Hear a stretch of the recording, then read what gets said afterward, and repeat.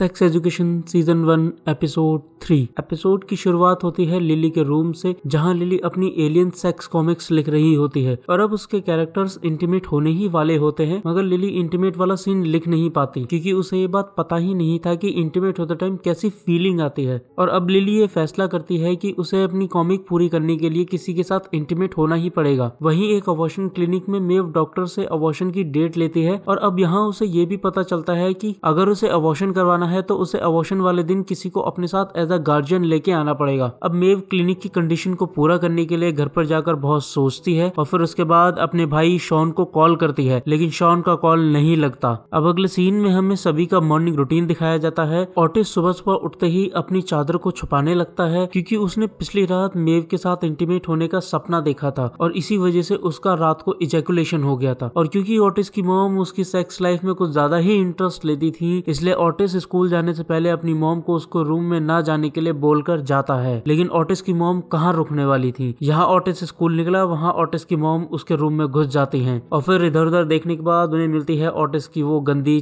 चादर और अब ऑटिस की मॉम उस गंदी चादर को धोने डाल देती हैं। अब जहाँ ऑटिस की मॉम उसकी चादर धो रही थी, वहीं ऑटिस जल्दी स्कूल आने के बाद अपने कई सारे क्लाइंट्स से मिलकर उनकी प्रॉब्लम सॉल्व करने लग जाता है। अब एक तरफ जहाँ ऑटिस जल्दी स्कूल पहुंच गया था, वहीं एरिक ऑटिस के घर पहुंच जाता है और जब वो ऑटिस के घर पहुंचता है तो उसे पता चलता है कि ऑटिस पहले ही स्कूल चला गया है। और अब एरिक को ऑटिस की इस हरकत पे बहुत गुस्सा आ रहा था क्योंकि एरिक और ऑटिस बचपन के दोस्त थे और वो दोनों हमेशा साथ स्कूल जाते थे। ऐसा कभी भी नहीं हुआ कि ऑटिस अकेले स्कूल चला गया हो। अब जीन एरिक का फेस देख के समझ जाती है कि उसे ऑटिस की इस हरकत का बहुत ज्यादा बुरा लगा है और फिर जीन एरिक को समझाते हुए बोलती है कि तुम्हें अब एक इंडिविजुअल के तौर पे अपनी पहचान को खोजना होगा, अपने इंटरेस्ट को ढूंढना होगा। यहाँ पर इनडायरेक्टली जीन एरिक को यही समझा रही थी कि तुम्हें भी अब अपनी पर्सनल लाइफ बनानी होगी, तुम ऑटिस पे हमेशा डिपेंड नहीं रह सकते। और अब जीन से बात करने के बाद एरिक भी स्कूल चला जाता है और यहाँ जीन एरिक से बात करने के बाद अपने घर आए पार्सल को लेकर अपने घर में अंदर चली जाती है।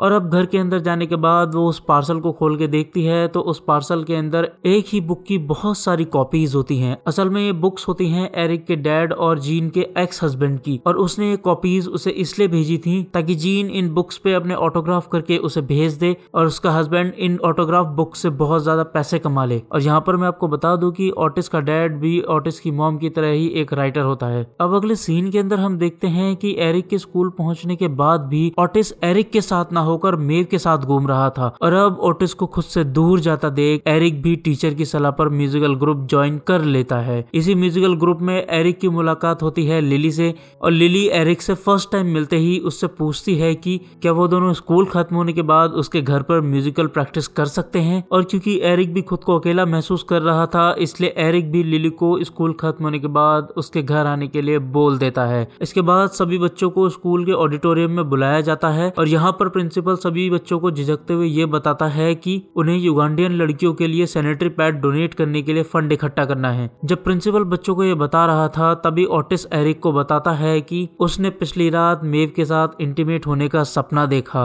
और अब इस सपने की वजह से ऑटिस खुद को बहुत बुरा इंसान समझ रहा है। लेकिन एरिक ऑटिस को समझाता है कि ऑटिस को ऐसा नहीं सोचना चाहिए, वो बस एक सपना था। अब जैसे ही सैनिटरी पैड की मीटिंग खत्म होती है और सभी बच्चे हॉल में जाने लगते हैं, तभी मेव ऑटिस को रोकते हुए उससे पूछती है कि अगर तुम्हें दिक्कत ना हो तो क्या तुम आज मेरे साथ बाहर चल सकते हो। ऑटिस मेव के ऑफर को हाँ करते हुए उसके साथ बाहर जाने के लिए तैयार हो जाता है और मेव उसे ये बोलकर चली जाती है कि वो लोकेशन उसे मैसेज कर देगी। अब लंच टाइम में ऑटिस एरिक को बताता है कि मेव ने मुझे आज शाम मिलने के लिए बुलाया है और मुझे लग रहा है कि उसे पता चल चुका है कि मैंने उसको लेकर वो गंदा सपना देखा था और इसी वजह से वो सबके सामने मेरी पिटाई करना चाहती है और इसीलिए उसने मुझे बाहर बुलाया है। ऑटिस की बात सुनने के बाद एरिक उसे समझाते हुए बोलता है कि एक बात बताओगे, उसे तुम्हारे सपने के बारे में कैसे पता चलेगा? वो कोई अंतर्यामी थोड़ी है जो तुम्हारे सपने के बारे में जानेगी। वो तुम्हारे साथ डेट पे जाना चाहती है, इसलिए वो तुम्हें बुला रही है। तो बिना डरे और बिना ज्यादा सोचे चुपचाप अच्छे कपड़े पहनकर डेट पर जाओ। और अब एक तरफ ऑटिस अपनी लाइफ में पूरी तरह बिजी हो चुका था, वहीं दूसरी तरफ एरिक को ये बात परेशान करने लगी थी कि उसका इकलौता दोस्त भी उससे दूर होता जा रहा था। वहीं इस बीच हम जैक्सन को देखते हैं जो स्विमिंग कंपटीशन में जीतने के लिए और आगे बढ़ने के लिए रोज सुबह सुबह जल्दी उठने के बाद से ही कड़ी मेहनत करने लग जाता था। उसकी मॉम ने उसकी लाइफ को एकदम टाइट करके रखा हुआ था और इसी वजह से वो बहुत ज्यादा मेहनत कर रहा था और उसकी मेहनत रंग ला भी रही थी। उसका परफॉर्मेंस बहुत ज्यादा अच्छा था था जिसकी वजह से उसकी तारीफ सब करते थे, लेकिन वो तो अपनी मॉम से तारीफ चाहता था और वही उसकी तारीफ कभी भी नहीं करती थी। जैक्सन कितना भी अच्छा कर ले, कितनी भी मेहनत कर ले, मगर उसकी मॉम उसकी तारीफ कभी नहीं करती थी। उल्टा वो तो उसके सामने ये बोलकर चली जाती थी कि तुम इससे भी बहुत ज्यादा अच्छा कर सकते हो, तो आगे और ज्यादा अच्छा करना। और अब क्योंकि उसकी मॉम ना तो उसे अप्रिशिएट करती थी, ना ही उसे थोड़ा बहुत फ्री टाइम देती थी, और उसका स्विमिंग को लेकर कोई खास सपना भी नहीं था। इन्हीं सब कारणों की वजह से वो अपनी लाइफ में बहुत ज्यादा फ्रस्ट्रेट होने लगा था और अब कहीं ना कहीं वो अपनी इस टाइट शेड्यूल से, स्विमिंग कंपटीशन वाले सपने से बहुत दूर होता जा रहा था। वो खुद को बहुत अकेला फील करने लगता है। और ठीक जैक्सन जैसा ही हाल एडम का भी था।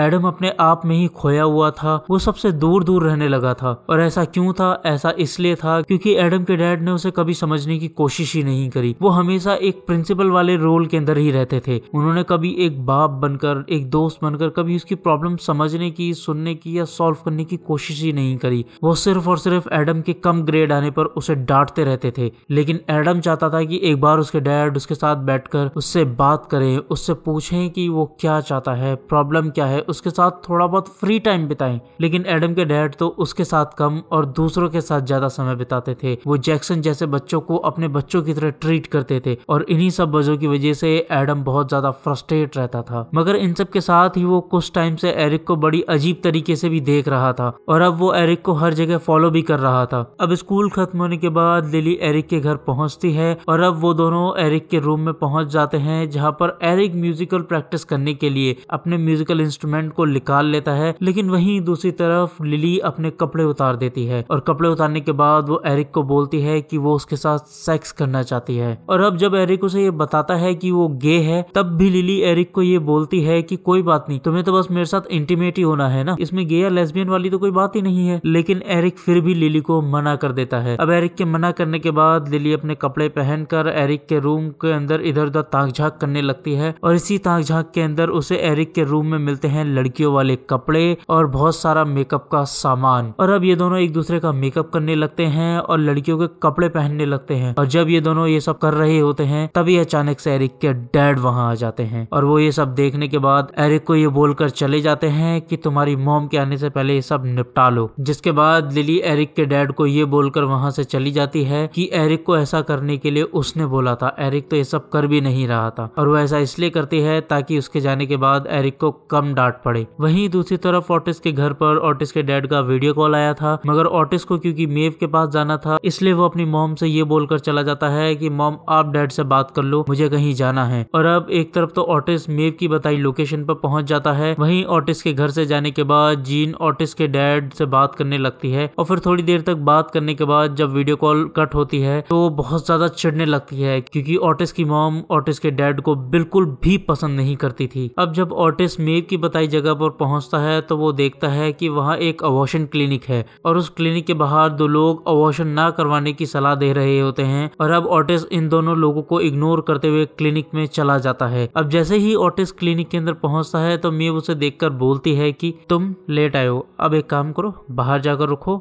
मैं काम खत्म करके आती हूँ। और अब ऑटिस मेव का इंतजार करने के लिए अबॉर्शन पर ज्ञान दे रहे उन दो लोगों के साथ बाहर जाकर बैठ जाता है। और जब वो उन दोनों के साथ जाकर बैठता है तो वो देखता है कि इन दोनों के अंदर बिल्कुल भी नहीं बनती और इसी वजह से ऑटिस इन दोनों के बीच ना बैठकर शॉपिंग पर जाने का सोचता है। असल में वो मेव के लिए फ्लावर्स और कुछ खाने के लिए खरीदने जाना चाहता था। और अब जब ऑटिस शॉपिंग के लिए जाने लगता है तभी उन दोनों में से जो एक लड़की होती है वो ऑटिस के साथ जाने लगती है क्योंकि उसे अपने बॉयफ्रेंड के साथ नहीं रहना था। अब जब ऑटिस मेव के लिए सैंडविच और फ्लावर खरीद रहा होता है तब वो लड़की अपने और उस लड़के के बीच की प्रॉब्लम को बताते हुए बोलती है कि तुम्हें पता है उसने मुझे चीट करा, वो किसी और के साथ भी इंटीमेट हुआ था और मैंने अपनी वर्जिनिटी को शादी के लिए सेफ रखा है। और अब ऑटिस उस लड़की की बात सुनकर उससे पूछता है कि क्या तुम्हारे बॉयफ्रेंड ने तुम्हारे होते सोते किसी और के साथ रिलेशनशिप बिल्ड करा था? ऑटिस की बात का जवाब देते हुए वो लड़की बोलती है नहीं, उसने मेरे आने से पहले ऐसा किया था और उसने अब जाकर मुझे इस बारे में बताया है। उस लड़की की बात सुनकर ऑटिस उससे सामने से सवाल करता है, तो क्या तुमने कभी भी कुछ भी ऐसा नहीं किया?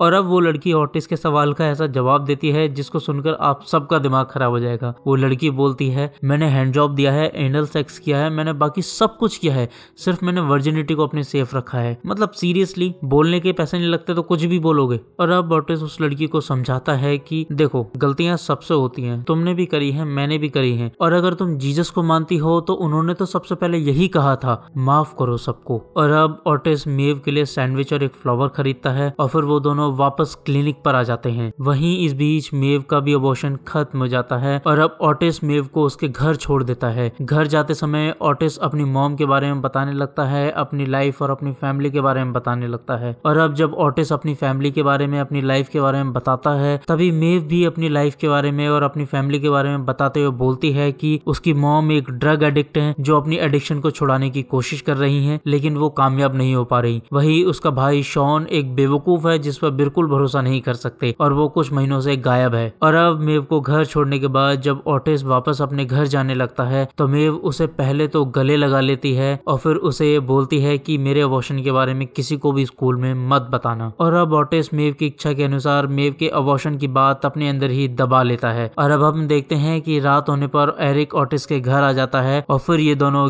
गेम खेलने लगते हैं और इसी के साथ ये एपिसोड खत्म हो जाता है।